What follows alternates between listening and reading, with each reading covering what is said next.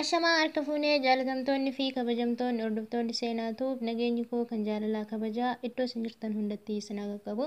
Adillee viidiyoo biraatiin olitti deebinee jira. Viidiyoo hadda qabadhee isinii deebi'aa hundi keessanuu kama beektan dhibee kanarratti Itoophiyaan teenya amma deemtee nama 92 dhayixee jirti jechuudha.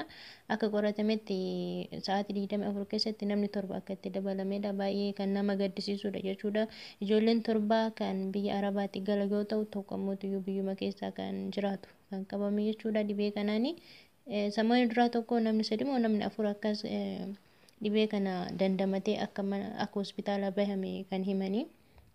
Yaa ta'u malee lakkoofsi baay'inaan dabalee jira nama 92 jechuun nama baay'eedha jechuudha. Kun ammoo kan hin qoratamin iyyuu yookaan kana caala ta'a. Baay'ee nama gaddisiisa jechuudha. Baay'ee nama gaddisiisa.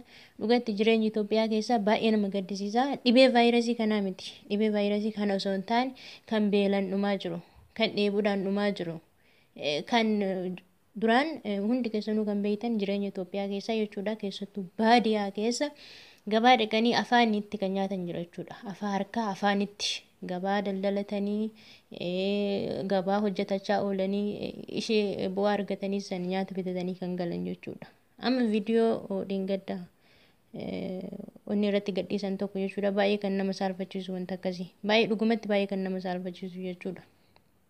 Abdii Getaachoo kan jedhu san mucaasaa yoo beektan inni akka daabboo wayiiti ijoollee walitti haranii ijoollee xixiqqaa kana kennan bakka imimmaan fuulaa ilaalisin godhu jechuudha. Viidiyoo akkasiisan imimmaan fuulaa ilaalisin godhu.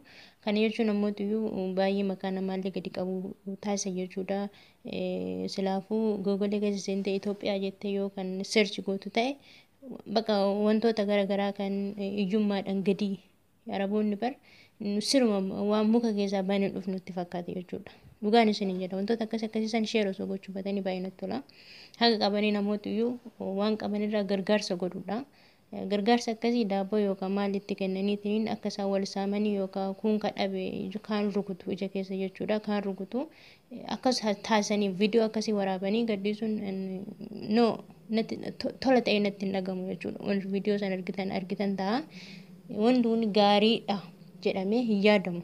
Maaliif waan gootee fi akkasitti wal saamanii daabboo takkitti harkatti akkas kukkutatanii kan dhabe immoo hanqate immoo kaan rukutuun beela qoonqoodha. Ta'amee viidiyoo akkasiisan waraabanii gadhiisuun waan bu'aa qabu natti fakkaatu jechuudha. Yookiin ammoo gargaarsa akkanaa goonee fiidha. Waan akkasii kun waan ta'u ana ofii kiyyaatti jechuudha. Osoon ana ta'ee waan danda'uun waan humna kiyyaatiin nan gargaara garuu viidiyoo akkasii gonguma waraabee gadi hin ibsu sooshaal miidiyaadhaaf jechuudha. Dubbachuun kiyyaa baay'ee qaalii natti ta'a. Kanaaf jabanaa ofii yookaan immoo gabaanaa ofii abbaan yoo gadi qabate malee gadi qabachuu wayya malee baasanii of firfirsuu miti.